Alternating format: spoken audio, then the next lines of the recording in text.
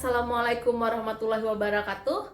Perkenalkan, nama saya Yeni Kartini dengan nomor urut NDH 15, kelompok 2, angkatan 21, golongan 3. Pada kesempatan kali ini saya akan memaparkan tugas Latsar CPNS oleh BPSDM Provinsi Kalimantan Selatan tahun 2022 tentang analisis isu kontemporer berdasarkan tupoksi apoteker rawat inap di rumah sakit.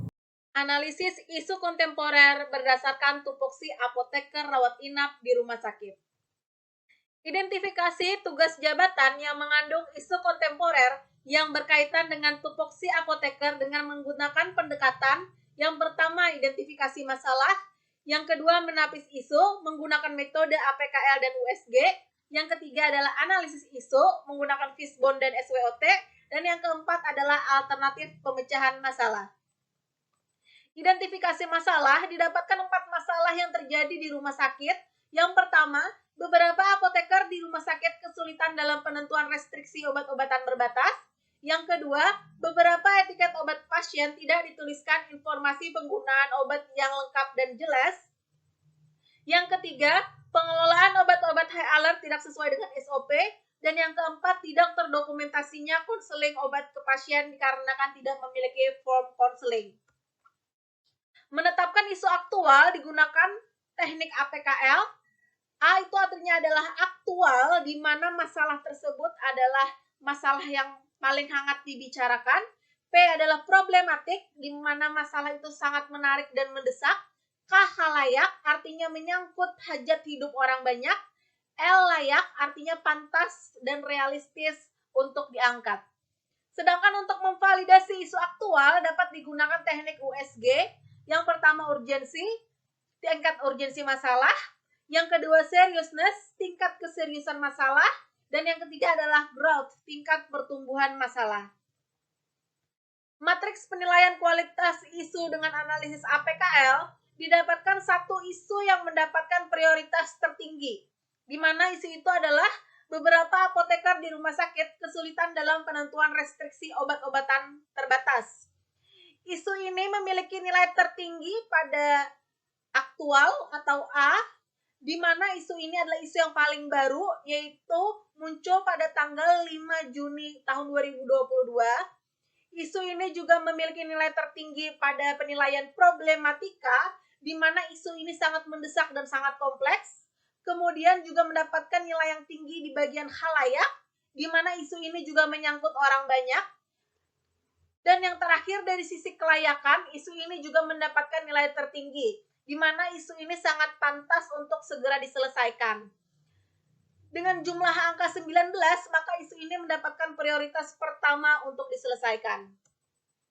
Yang kedua, berdasarkan penilaian kualitas isu dengan teknik USG, isu yang mendapatkan prioritas pertama juga adalah isu beberapa apoteker di rumah sakit kesulitan dalam penentuan restriksi obat-obatan berbatas, di mana dari sisi urgensi atau tingkat urgensitas memiliki nilai tertinggi, kemudian dari sisi seriousness atau keseriusan masalah juga mendapatkan nilai tertinggi, dan juga dari sisi growth juga mendapatkan nilai yang tinggi dikarenakan masalah ini juga dapat bertumbuh menjadi masalah-masalah yang lain.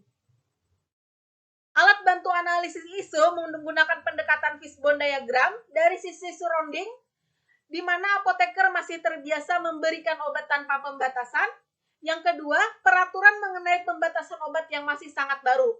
Sedangkan dari segi sistem, SOP tidak dijalankan dengan baik dan benar.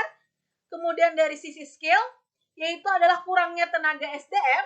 Dan yang kedua adalah kurangnya minat apoteker untuk membaca dan menghafal restriksi obat. Kemudian yang terakhir dari sisi metode, di mana terdapat kurangnya sosialisasi restriksi obat dari pihak manajemen rumah sakit kepada apoteker, sehingga adanya terjadi masalah beberapa apoteker di rumah sakit kesulitan dalam penentuan restriksi obat-obatan berbatas. Analisis SWOT dari sisi strength, adanya panduan yang jelas tentang restriksi obat-obatan berbatas, yaitu adanya Fornas BPJS dan juga Formularium Nasional Rumah Sakit. Kemudian yang kedua adalah adanya alur pelayanan farmasi yang sudah sesuai dengan SOP. Weakness atau kekurangan adalah yang pertama, kurangnya SDM yang dapat melakukan restriksi obat-obatan yang berbatas. Kemudian yang kedua adalah banyaknya daftar obat yang mengalami restriksi. Dari sisi opportunity, yang pertama adalah peraturan yang masih sangat baru, dan yang kedua adalah melakukan diskusi secara berkelanjutan untuk evaluasi pelayanan kefarmasian. Kemudian dari sisi threat atau ancaman, di mana ada dua, yaitu adalah yang pertama, kemungkinan terjadinya kesalahan pembatasan obat dalam hal jumlah obat, dan yang kedua adalah kemungkinan terjadinya kekeliruan dalam klaim obat restriksi. Alternatif pemecahan masalah, yang pertama adalah dibuatkan buku saku daftar obat restriksi rumah sakit dan disosialisasikan kepada seluruh apoteker di rumah sakit. Tahapan penyelesaiannya adalah yang pertama, membuat buku saku daftar obat restriksi obat di rumah sakit, dan yang kedua adalah mensosialisasikan buku saku restriksi obat kepada seluruh apoteker di rumah sakit. Hasil yang diharapkan adalah yang pertama, semua obat yang diterima pasien terrestriksi dengan baik dan benar, dan yang kedua adalah melakukan update secara terus-menerus. Pihak yang terkait adalah seluruh apoteker di instalasi farmasi rumah sakit. Sekian penjelasan tentang isu kontemporer yang sedang terjadi di rumah sakit. Saya akhiri dengan ucapan terima kasih. Wassalamualaikum warahmatullahi wabarakatuh.